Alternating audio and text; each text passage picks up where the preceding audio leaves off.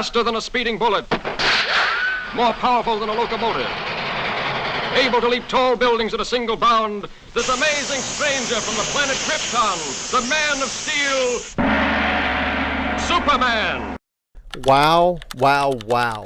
What an incredible trailer. I have not heard not one person complain or say anything negative unless they're a Snyder writer. What did he say?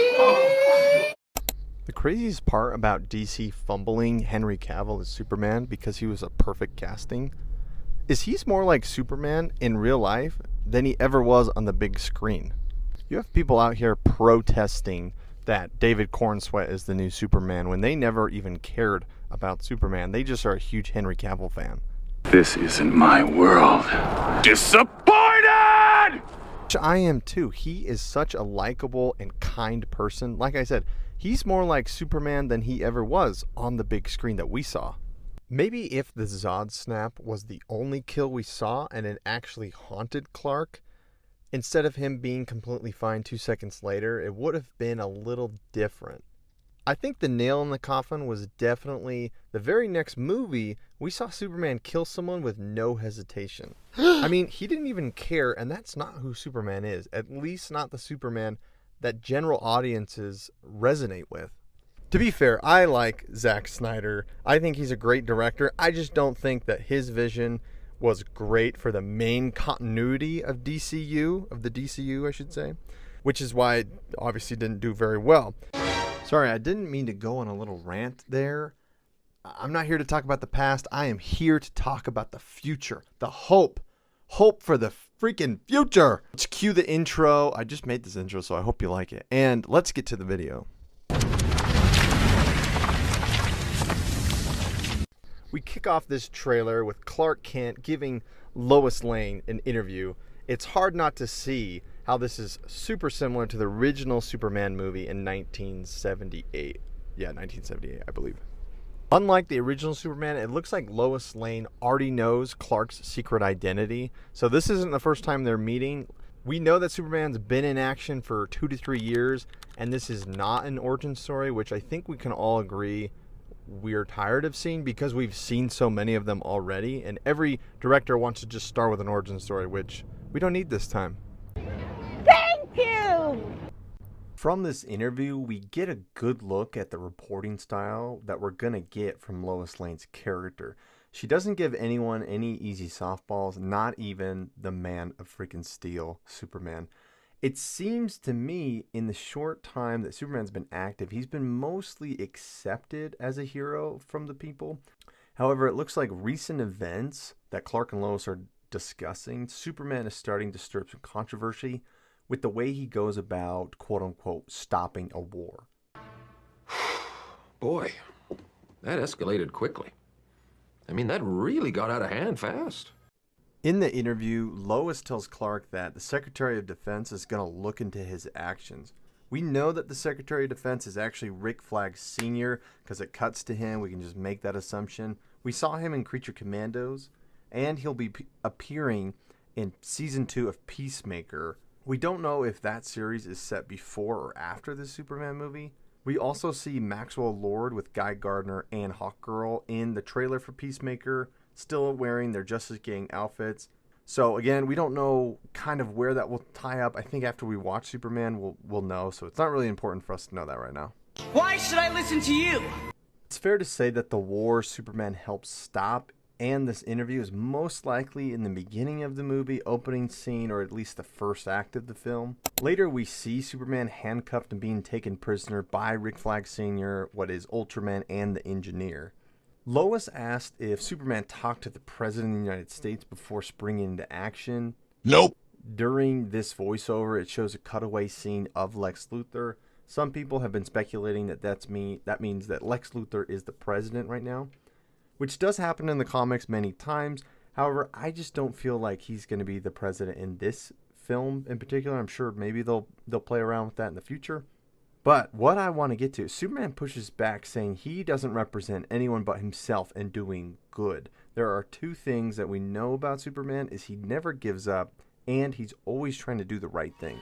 A lot of different parts of the trailer. We seem to have Superman getting in a lot of fights. He's in a lot of battles. Obviously, it's Superman. But he doesn't seem to be winning any of these fights, which makes you think how powerful this Superman is actually going to be in this DCU. In one of the fights that he has, he gets knocked down to the city pretty dang hard. Then we start to get the Superman theme song, very similar to the 1978 Superman music. If you're a Superman fan and you see this part of him getting knocked to the ground and people are helping him up, calling his name, and you hear the music, if this part doesn't get you super pumped for this movie and give you confidence that it's going to be a great Superman adaptation, I don't know what will. It's little things like this that display the hope and brightness that Superman gives to the people of Metropolis. It's what Superman's really all about: truth, justice, and a better tomorrow. In many of the comics, he's actually referred to as the Man of Tomorrow, which is actually one of the best comics. It is probably one of my favorite parts of the trailer. It almost made me cry, honestly. I don't know why, but we see Lex Luthor, the engineer, and Ultraman breaking into the Fortress of Solitude. The best part is seeing Krypto there, ready to protect the fortress, and Superman, who we think is still probably recovering from that beatdown that we saw in an earlier trailer. Now, I was talking to some friends about this trailer, and some people were actually complaining that the trailer gave too much of the plot away, which I disagree with. The biggest things I think we learn in this trailer is that Superman stops a war, and that's kind of what probably starts the plot. And one thing that we didn't already know is Lex Luthor breaches Superman's Fortress of Solitude like he does in Superman 2 in 1980.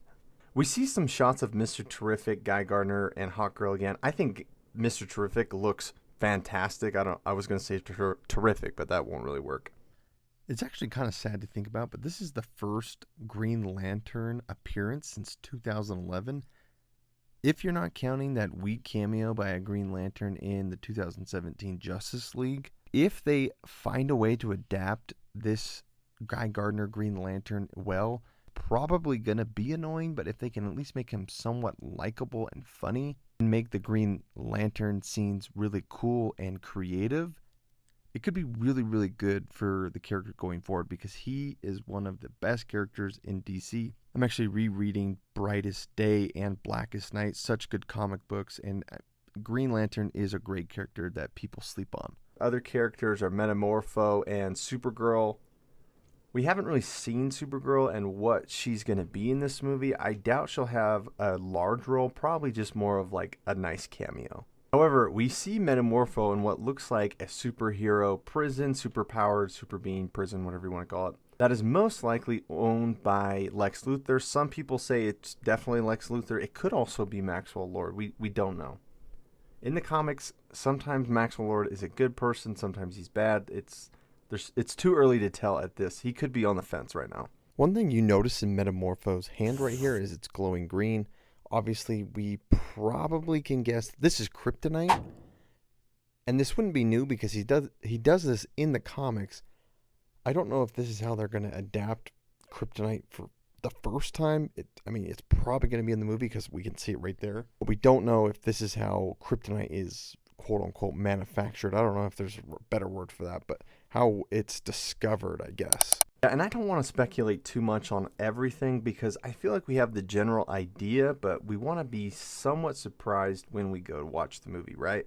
To end the trailer, we get an incredible scene that might seem meaningless to some, but it's of Martha Kent telling Clark she just finished cleaning his boots and she'll go get them for him, which I thought that was awesome. Pair that with the fatherly advice of Jonathan Kent saying, your choices, your actions, that's what makes you who you are.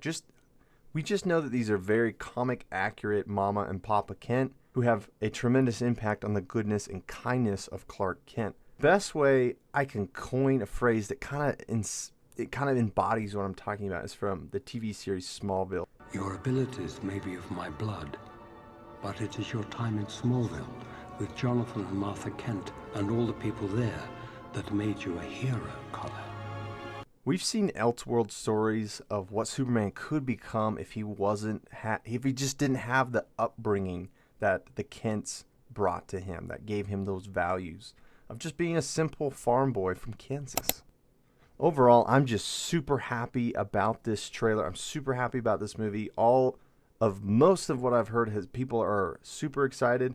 The only nitpicky thing that I would go back to, and I've said this in other videos, I'm just not a huge fan of the Kingdom Come logo. I hope, there's been some rumors that he'll get a new suit at the end of the movie. I don't know if I said that in this video already or not.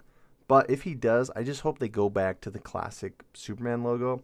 One thing that I could see being a good idea is if the Kingdom Come Superman logo is actually the House of L shield or symbol, and then he just decides to wear something that just more represents an S that represents Superman. So anyways, overall 10 out of 10. I mean, it's really, if you are a DC fan, if you love DC movies, if you love DC comics, shows, if you love Superman, Batman, just any characters, we just really need this movie to do well. I think it's in the right direction, but if you have, I've been telling friends, family, anyone that will listen, like, hey, you need to go see this movie because we need it to do well. If you're new to the channel, please subscribe. We are changing the name in the next couple of days, so don't be surprised if you have someone in your subscriptions that you don't recognize.